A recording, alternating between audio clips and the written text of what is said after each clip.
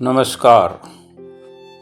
आज की कहानी असली स्वर्ग। गोपाल बहुत आलसी व्यक्ति था। घर वाले भी उसकी इस आदत से परेशान थे। वो हमेशा से ही चाहता था कि उसे एक ऐसा जीवन मिले जिसमें वो दिन भर सोता रहे, नींद करता रहे और जो चाहे, जो भी चीज़ चाहे, जो इसकी इच्छा हो, उसे सोते सोते ही प्राप्त हो जाए। लेकिन ऐसा कभी होता नहीं, ऐसा कभी नहीं हुआ। एक दिन उसकी मृत्यु हो गई। गोपाल की मृत्यु के बाद वो स्वर्ग पहुंच गया, जो उसकी कल्पना से भी सुंदर था। गोपाल सोचने लगा, काश मैं इस सुंदर स्थान पर पहले आ गया होता।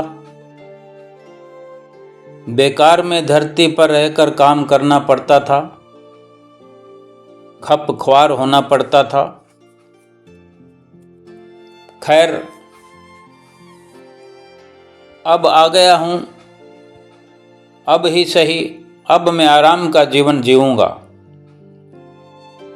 वो यह सब सोच ही रहा था कि एक देवदूत उसके पास आया और हीरे जवाहरात जड़े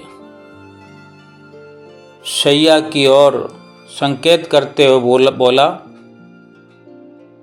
गोपाल से कि अब आप इस पर विश्राम करें। आपको जो कुछ भी चाहिए होगा शैया पर ही मिल जाएगा, सोते सोते।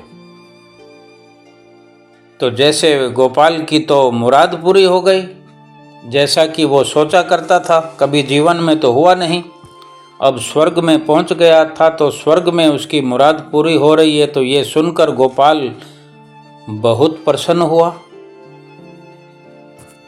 अब वो दिन रात खूब सोया रहता, आराम करता। उसे जो चाहिए होता वहीं सोते सोते शैया पर मंगवा लेता। कुछ दिन इसी तरह चलता रहा, लेकिन अब वो उकताने लगा था, बोर होने लगा था।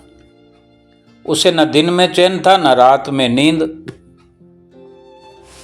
जैसे ही वो बिस्तर से उठने लगता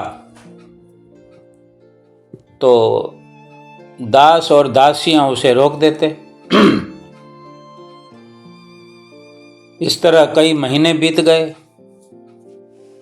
गोपाल को विश्राम का जीवन जो है बोझ होने लगा। उठने लगता तो वहां पर दास दासियां उसके जो स्वर्ग का सुख होता है वो इसी प्रकार का होता है। उसको रोक देते कि क्या चाहिए, हम यहीं ला देते हैं, जैसा कि उसका संकल्प था। लेकिन वो अंदर ही अंदर से बेचैन हो उठा। गोपाल को ये विश्राम का जीवन जो है बिल्कुल बोझा लगने लगा, जैसे कोई बोझा ढो रहा हो। ये स्वर्ग उसे बेचैन करने लगा था। अब वो कुछ काम करके अपना दिन बिताना चाहता था। एक दिन वो देवदूत के पास गया और उससे बोला, मैं जो कुछ करना चाहता था वो सब करके देख चुका हूँ, अब तो मुझे नींद भी नहीं आती। मैं कुछ काम करना चाहता हूँ, क्या मुझे काम मिलेगा? तो जो देवदूत है उसकी बात सुनकर कहता है कि आपको तो यहाँ विश्राम करने के लिए लाया गया है, यही तो आपके जीवन का सपना था। क्षमा कीजिए, मैं आपको कोई काम नहीं दे सकता। जब देवदूत ने ऐसा कहा तो गोपाल ने चिढ़कर कहा, ये क्या बात हुई?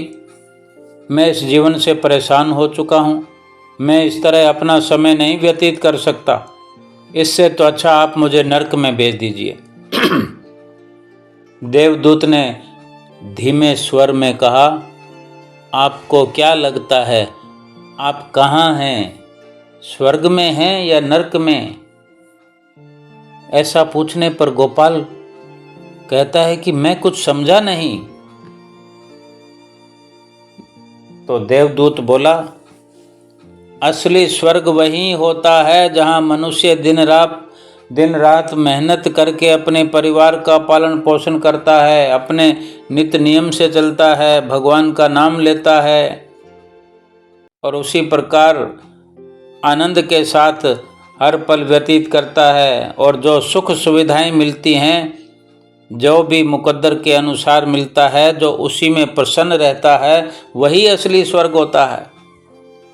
लेकिन आपने कभी ऐसा किया ही नहीं। आप तो हर वक्त हमेशा विश्राम करने की सोचते रहे। जब आप धरती पर थे तब आराम करना चाहते थे, अब आपको आराम मिल रहा है तो आप काम करना चाहते हो। स्वर्ग के आनंद से उकताने लगे हैं। गोपाल बोला, लगता है अब मुझे समझ आ गया है कि मनुष्य को काम के समय काम और विश्राम के समय विश्राम करना चाहिए। दोनों में से एक भी चीज ज़्यादा हो जाए तो जीवन में नीरसता आ जाती है। वास्तव में यही सत्य है कि दुनिया में जो कुछ मिला है, जो कुछ हमें मिलता है, मिल जाता है, मिला हुआ है, वो हमको ठीक नहीं लगता। जो नहीं मिला होता हम उसको पाने की चेष्टा में लगे रहते हैं। तभी स्वर्ग और नरक का फर्क हम समझ ही नहीं पाते। चाहे जितना धन मिल जाए, धन में हमारा ध्यान लगा रहता है, तो हम कितना भी धन का अंबार लग जाए तो और धन मिल जाए, और धन मिल जाए। एक दिन यही होता है कि ऐसा ही ख्याल आता है कि ये धन ही फिर हमारी मुसीबत बन जाता है। ना उसको छोड़ सकते हैं, ना उसको खर्च कर सकते हैं, ना उसके बिना जी सकते हैं, ना उसके बिना मर सकते हैं। लेकिन धन ना तो साथ जाता है और ना ही धन कोई सुखी जीवन देता है। भाव कहने का है कि हमारी इच्छाएं, कामनाएं हमें जीवन भर तो दुखी करती ही हैं। बाद मरने के भी ये इच्छाएं जो हैं, बीज बनकर जो हमारे हाथों से बोए जाते हैं जीवन में, मरने के बाद में भी इन्हीं इच्छाओं के बड़े बड़े पेड़ बने हुए, जिसको फिर हम इन पेड़ों की फसल, इन इच्छाओं कामनाओं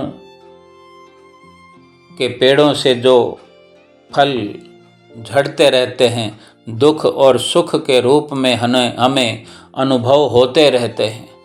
बेहतर यही है कि जो व्यवस्था प्रभु ने हमारे लिए की है, हमारे कर्मों के अनुसार है, उसी में प्रसन्न चित्त रहते हुए काम के साथ काम किया जाए, आराम के साथ आराम किया जाए और साथ साथ प्रभु का नाम लिया जाए।